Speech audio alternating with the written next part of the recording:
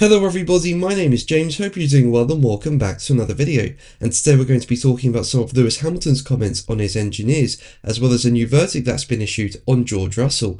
If you enjoyed the video, make sure to leave a like and subscribe for more Formula 1 content. Also make sure to follow me on X at James's Pit Lane, I'll leave a link in the description. But let's jump straight into the video. So let's start with Hamilton, who has spoken more about his Ferrari engineers.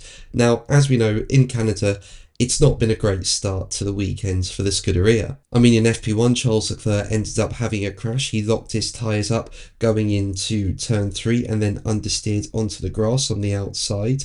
And then he was unable to prevent a hit with the wall, smashing up the front left of his SF25. And following that crash, Ferrari confirmed that Leclerc's chassis would have to be replaced ahead of Saturday's running, which meant that Leclerc did not take part in FP2. And in FP2, which is the more representative session, the team just did not have the pace, with Lewis Hamilton down in 8th place. Now, as we know, the SF25 has performed below expectations this season, and Hamilton has struggled in comparison with Leclerc, who has claimed 3 podium finishes. But despite that, Hamilton has insisted that he is not in desperate need of a strong result this weekend, and he went on to talk about his relationship with his engineers. Hamilton said, as quoted by Sky F1, "I don't feel that I'm searching. Of course, a good weekend is always a good thing, but I don't feel like I'm in a desperate need of one.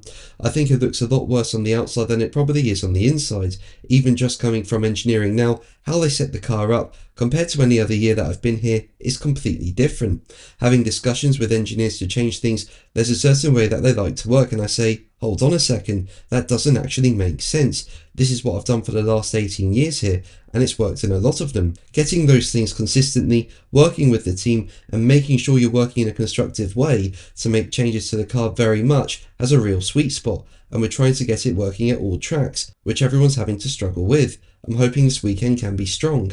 But let's move on to Russell, with a new verdict being issued on him following an incident in free practice 2. Now, as we know, Mercedes are looking very competitive in Canada. You know, it seems like it's a track that suits them. It's cooler conditions there as well, and the Mercedes is just doing really well. And in FP2, we saw George Russell go fastest. But following the session, he was summoned to the stewards for an alleged break of the rules and non-compliance with the race director's event note. Now, as it relates to the Canadian Grand Prix, item 17.3 of the race director's event note reads, "Any driver who fails to negotiate turn 9 or turn 13 and passes completely to the left of the orange apex curb must keep completely to the left of the orange line on the exit of the corner and rejoin the track at the far end of the asphalt runoff." But in the closing stages of FP2, Russell did not properly re-emerge onto the track, hence the summons. And after the stewards examined the evidence and spoke with Russell, they ended up handing Russell a warning for failing to follow the race director's instruction.